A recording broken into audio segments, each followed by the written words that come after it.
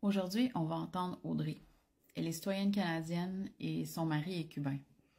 Malgré 3 demandes de visa, il n'a jamais pu la visiter au Québec. Ce qu'elle a à nous dire, on va pas le couper. On va l'écouter. On a toute peur de parler, de bouger, parce qu'on a peur que ça l'affecte notre demande de résidence permanente.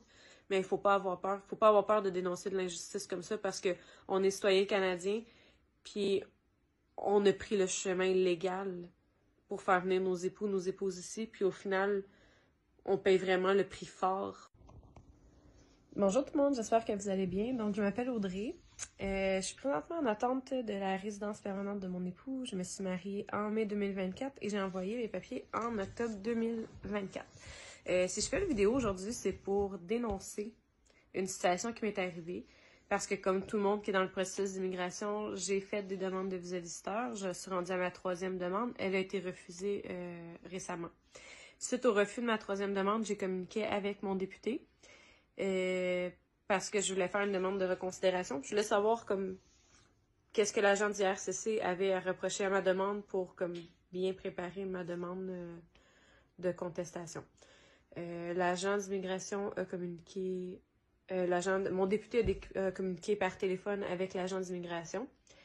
Et ensuite, mon député me réécrit. Dans le courriel que mon député me réécrit, il me dit que l'agent d'immigration avait dit mot pour mot ce qu'il citait dans le courriel, que dû aux 3 refus que j'avais eus et parce que mon mari était cubain, les probabilités d'avoir une reconsidération étaient très faibles. Fait que moi, c'est ça ma bataille en ce moment, c'est ce que je veux dénoncer. Ma demande de visa visiteur était vraiment complète. J'avais billet d'avion aller-retour, j'avais assurance maladie, d'inclus, j'avais papier de travail de mon époux que l'employeur lui disait qu'il allait avoir un travail à son retour, que ses vacances lui étaient accordées et qui justifiait son salaire, qui faisait que ça justifiait aussi l'argent dans le compte de banque qu'il avait. J'avais les papiers du compte de banque qui avaient l'équivalent de 4000 $ canadiens.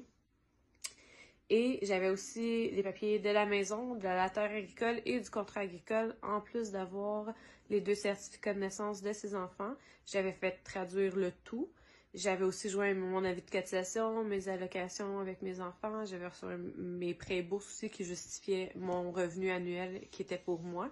Puis j'avais même fait un papier, une lettre qui expliquait vraiment tout les dépenses qu'il pouvait avoir liées au voyage, puis qui démontrait vraiment qu'on était très correct financièrement. Moi, je me fais dire ensuite que les chances que ça soit accepté à cause de mes refus, c'est faible.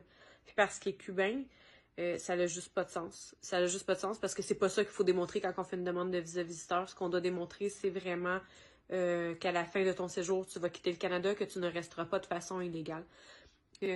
Mon mari, en fait, il avait démontré vraiment tout ce que le 179B, que vous ne retournerez pas dans votre pays à la fin du séjour, tout était démontré dans la demande, puis personne n'a pris le temps de lire cette demande-là. C'est une intelligence artificielle qui a juste fait un refus.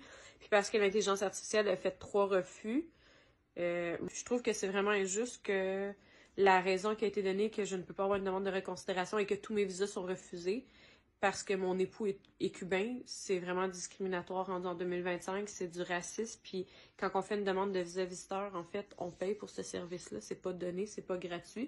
Puis je pense que chaque demande a le droit d'être traitée de façon équitable et juste.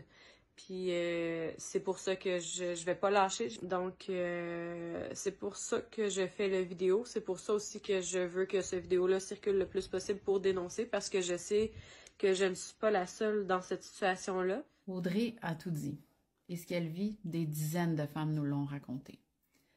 À IRCC, à MIFI, à son député de circonscription. Vous ne pourrez plus dire que vous ne saviez pas. Merci Audrey et à toutes celles qui vivent ça en silence. On vous croit. Parlez-en, on est là.